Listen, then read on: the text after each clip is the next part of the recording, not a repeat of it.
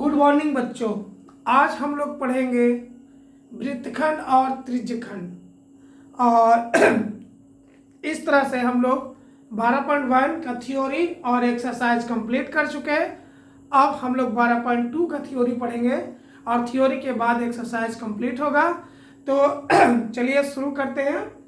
वृत्त का त्रिज्यखंड मतलब त्रिज्या का खंड। देखिए नाम क्या है, त्रिज्या का खंड, सेक्टर ऑफ सर्कल। सर्कल का सेक्टर माने क्या कहते हैं, भाग। आप लोग पढ़ते हैं ना, फलना सेक्टर का वो है, जैसे बोलते हैं मास्टर फल सेक्टर का है, तो उस भाग का है, पार्ट का है। तो सेक्टर ऑफ सर्कल वृत्त का एक भाग मतलब वृत्त का एक त्रिज्या का खंड। तो शुरू करते हैं।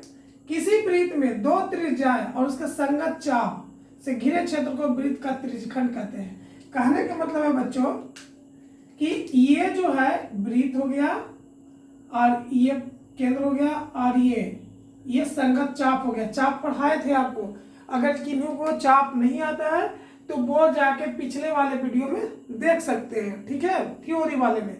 अब यहाँ पर बच्चों ये ए है, ये बी है और ये पी है और दो त्रिज्या। देखिए किसी वृत्त में दो त्रिज्या, एक और दो त्रिज्या, उसके संगत चाप से घिरे क्षेत्र को, ये जो घिरा हुआ क्षेत्र है ये, इसको हम लोग कहते हैं वृत्त का त्रिज्यखंड। वृत्त का त्रिज्यखंड तो किसे बोलेंगे बच्चों, किसी भी वृत्त के दो त्रिज्या के बीच के भाग को वृत्त का त्रिज्यखंड कहते हैं। आप वृत्त का त्रिज्यखंड समझ गए होंगे। अब देखिए अब यहां पर दो तरह के त्रिज्यखंड है। एक है बच्चों O A P B. O A B एक संगत चाप है, दो त्रिज्या इसमें है, ए पी और सॉरी ए पी नहीं जी, ओ ए और ओ बी त्रिज्या है। अब देखिए दो है त्रिज्यखंड, तो सबसे पहले समझ लेंगे ओ ए पी बी।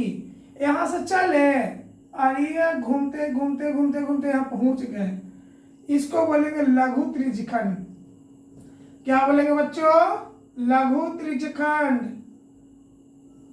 अब देखिए बाकी जो बचा क्षेत्र है, यहां से ए सी बी, इसे हम लोग कहेंगे दीर्घ बृहद त्रिज्यखंड। क्या बोलेंगे, बृहद, ओ ए सी बी।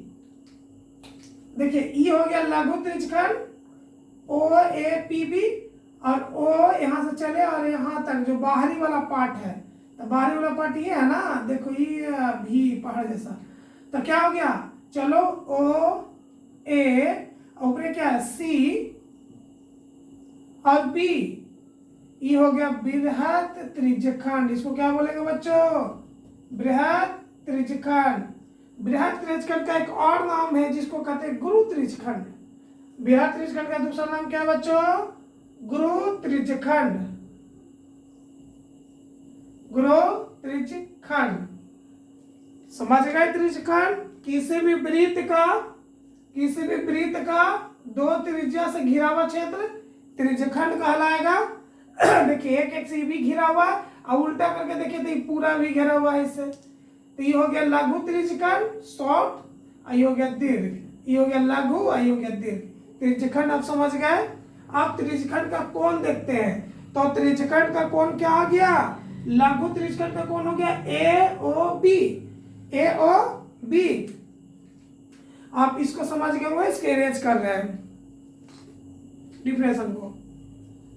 तो दो वृत्त के, किसी भी वृत्त के दो त्रिज्याओं के बीच को त्रिज्यखंड मतलब त्रिज्या का खंड, सेक्टर ऑफ सर्कल। आप देखिए यहां पर एंगल ए ओ बी, ये हो गया लघु त्रिज्यखंड कोण। लघु त्रिज्यखंड किसका कोण हो गया बच्चों, लघु त्रिज्यखंड कोण हो गया एंगल ए ओ बी। अब बाकी जो बचा, ये बच रहा है ना, इसका एक वृत्त कितना डिग्री का एंगल बनाता है सर्कल, 360 डिग्री का। कितना डिग्री का, 360। तो बाकी क्या हो गया, 360 माइनस एंगल AOB, ये हो गया बृहत त्रिज्यखंड। क्या हो गया बच्चों? बृहत त्रिज्यखंड कोण। समझ गए? बृहत त्रिज्यखंड। तो ये सर्कल हुआ, फट से देखिए, ये हो गया त्रिज्यखंड, ये लघु का हो गया, और जो बाकी बचेगा वृत्त का। मतलब टोटल कितना हो गया? 360, और माइनस इसको घटा दिए। क्लियर? आप समझ गए होंगे। अब हम लोग आगे की ओर चलते हैं। त्रिज्यखंड क्लियर हो गया होगा। अब है चाप। वृत्त का वृत्तखंड।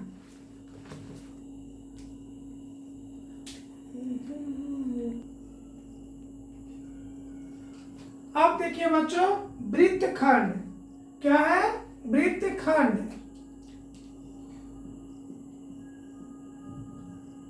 देखिए वृत्तखंड मतलब वृत्त का खंड, खंड माने भाग, तो कितना भाग है अलग से। तो सबसे सिंपल से परिभाषा देखिए, किसी वृत्त में जीवा, जीवा पढ़े थे ना बच्चों, किसी वृत्त में जीवा याद है? जिनको प्रीवियस में दिक्कत है वृत्त में, वो पिछले वाले वीडियो में जाके देख सकते हैं, थ्योरी में सब बता चुके हैं। तो जीवा क्या था? जो बिना केंद्र से होकर गुजरे उसको जीवा कहते हैं। ठीक है। संगत चाप, चाप आपको पढ़ाए थे कि एक कट दो कट क्या हो गया? चाप। घिरे क्षेत्र को वृत्तखंड कहते हैं। इसको क्या बोलेंगे बच्चों? वृत्तखंड। तो देखिए ये एक, इधर भी वृत्तखंड है और इधर भी वृत्तखंड है। तो संगत चाप द्वारा, जीवा द्वारा घिरे क्षेत्र को क्या कहेंगे? वृत्तखंड। तो देखिए आप एक सर्कल जो बना ऐसे, तो इधर से खींचे जीवा, तो दो भागों में हो रहा है ना, एक छोटा वाला एक बड़ा वाला। देखो एक छोटा लगा हंसता जो वाला बन गया है। अब देखो एक छोटा वाला एक बड़ा वाला, तो वृत्तखंड। तो आप क्या कहेंगे? जो वृत्तखंड अर्धवृत्त से छोटा हो बच्चों, किससे? अर्धवृत्त से छोटा। देखो ऐसे वृत्त बना लिया, बीच में खींचे, में टार दो, तो ये क्या हो गया? अर्धवृत्त ना। तो अर्धवृत्त से छोटा हो उसको लघु वृत्तखंड कहेंगे। अर्धवृत्त से छोटा उसको लघु, और बाकी को बृहत। तो ये क्या हो गया? लघु वृत्तखंड। ये हो गया दीर्घ वृत्तखंड। ये लघु, ये दीर्घ। अब इसमें ये हो गया लघु वृत्तखंड, वृत्त का खंड। ये हो गया बच्चों दीर्घ वृत्तखंड, दीर्घ वृत्तखंड। तो लघु वृत्तखंड क्या हो गया आपका? ACB। ACB क्या हो गया? लघु। और ADB क्या हो गया? दीर्घ। ADB क्या हो गया? दीर्घ। समझ गए? तो ये हो गया लघु वृत्तखंड, ये हो गया दीर्घ वृत्तखंड। तो आप समझ गए वृत्तखंड क्या है? कि किसी भी जीवा पर चाप द्वारा खींचा गया वृत्तखंड होता है। अगर अर्धवृत्त से छोटा हो तो लघु, और अर्धवृत्त से बड़ा हो तो दीर्घ। ठीक है। अब हम लोग फॉर्मूला में चलते हैं त्रिज्यखंड का और वृत्तखंड का। ठीक है।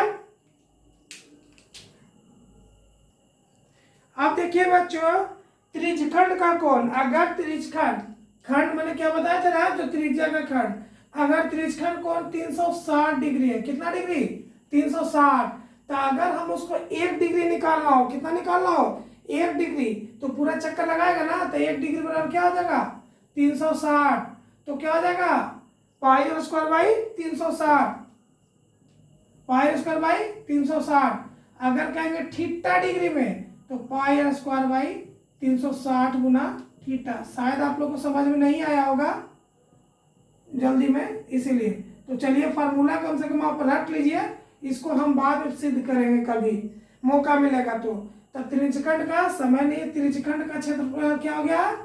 त्रिज्यखंड का क्या हो गया? त्रिज्यखंड का क्षेत्रफल थीटा बटा 360 into pi r square. Theta बटा 360 पाई आर स्क्वायर। याद हो गया? थीटा बटा 360 पाई आर स्क्वायर किसका फॉर्मूला हो गया? त्रिज्यखंड का। अब चलते हैं वृत्तखंड का फॉर्मूला देखते हैं। इसको हटाते हैं, वृत्तखंड का फॉर्मूला ये हो गया त्रिज्यखंड का फॉर्मूला। बच्चों वृत्तखंड का फॉर्मूला देखिए, तो वृत्तखंड का फॉर्मूला कैसे होता है? जो अभी ने पढ़े थे वृत्तखंड का फॉर्मूला, मतलब फॉर्मूला नहीं, फिगर ये है, और एक जीवा लिए और इसको मिला देते, ये क्या हो गया? लघु, ये क्या? दीर्घ, और इसको यहाँ से ऐसे मिला दिए। चलो ठीक है, और नाम रख देते A B O A B और रेडियस आर। ठीक है, तो क्या हो गया बच्चों, लघु वृत्तखंड ना, ये क्या हो गया, ये क्या हो गया आपका लघु वृत्तखंड। तो लघु वृत्तखंड का क्षेत्रफल निकाले क्या करेंगे, ये पूरा में से इसको घटा देंगे, त्रिभुज का दिया जाएगा ये वाला पार्ट, ये पूरा में से ऐसे घटा देंगे। दूसरा फिगर से देखो, ऐसे लिए ये ऐसे ऐसे यहाँ से जीवा खींचा ले, तो ये पूरा में से इसको हटा देंगे, ये पूरा में से इसको घटाएंगे तो ये आ जाएगा ना। तो इसको क्या घटाएंगे, त्रिभुज के घटा देंगे, मतलब ई वाला पार्ट को। त्रिभुज का फॉर्मूला जानते हैं 1/b/h। तो शॉर्ट में हम लोग जल्दी चलते हैं। तो अभी त्रिभुज में क्या पड़ा था, θ/360 πr²। अब त्रिज्या, ये त्रिभुज है ना, समद्विबाहु त्रिभुज है जिसका दो भुजा आपस में बराबर है, -1 आधार गुना ऊंचाई। तो θ/360 πr², 1/2 आधार भी रेडियस आर, तो r इंटू आर क्या हो जाएगा, r²। तो θ/360 डिग्री छूट रहा है, πr² -1/2 r²। ठीक है, तो θ/360, और इसमें हम साइन थीटा का एंगल ले लेते हैं, r साइन थीटा। तो ये जो फार्मूला आया, बाद में सब बताएंगे प्रूफ करने के लिए। तो ये जो फार्मूला आ गया आपको, लघु वृत्तखंड का क्षेत्रफल किसका आ गया बच्चों, लघु वृत्तखंड का क्षेत्रफल। लघु वृत्तखंड का क्षेत्रफल कितना हो गया, θ/360 πr² -1/2 r² साइन थीटा। ये हो गया आपका लघु वृत्तखंड का क्षेत्रफल। अगर आप कहे दीर्घ का, किसका कहे, दीर्घ का, तो वृत्त का क्षेत्रफल में से, अब ये दीर्घ का कहे, इसका निकालने का है, तो ये क्या करेंगे, ये तो पहले से है, तो पूरा वृत्त में से घटा देंगे इसको, तो ये अपने आ जाएगा। पूरा वृत्त में से किसको घटा देंगे, इसको हमको पता हो गया, यहाँ तक पूरा वृत्त में से इसको निकाल देंगे तो हमको आ जाएगा। तो क्या करना, क्या पूरा वृत्त का क्षेत्रफल कितना होता है, πr²। अब πr² में से खाली ये वाला फॉर्मूला सब बैठा दो, θ/360 πr² -1/2 r² साइन थीटा। ये हो गया जो आपको आया दीर्घ या बृहत, दीर्घ वृत्तखंड का मतलब दीर्घ वृत्तखंड का फॉर्मूला हो गया, दीर्घ वृत्तखंड का क्षेत्रफल। ये हो गया लघु का कितना हो गया, एक बार बोल लीजिए, θ/360 πr² -1/2 r² साइन थीटा। और दीर्घ का क्या हो गया, बस पूरा वृत्त में से πr² में से फॉर्मूला सेट कर देंगे, जो आएगा दीर्घ वृत्तखंड का चला जाएगा। ठीक है, अब हम लोग थोड़ा सा पढ़ लेते हैं त्रिज्यखंड की चाप की लंबाई।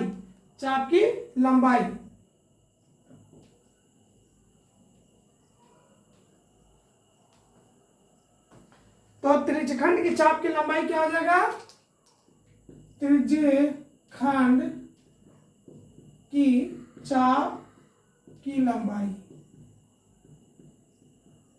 तो फॉर्मूला आ जाएगा बच्चों θ/360 2πr। θ/360 2πr मतलब परिधि के रूप में इसका होता है। चाप की लंबाई आप पढ़े थे, एक वृत्त है, एक चाप, दो चाप हो गया। ये पूरा सर्कल के ले लिए, एक बार यहाँ से काटा, दो बार, तो पूरा वृत्त को एक बार काटे तो θ/360 डिग्री 2πr चाप की लंबाई होगी। बच्चों आपका थ्योरी हो गया। कल हम लोग स्टार्ट करेंगे एक्सरसाइज 12.2 का पूरा क्वेश्चन का क्लियर करेंगे। ठीक है, आप लोग और वीडियो को शेयर करें और दोस्तों को भी सब्सक्राइब करने के लिए शेयर करें, जिससे मेरी मनोबल और बढ़े। वीडियो देखने के लिए थैंक यू बच्चों। जय हिंद, जय भारत।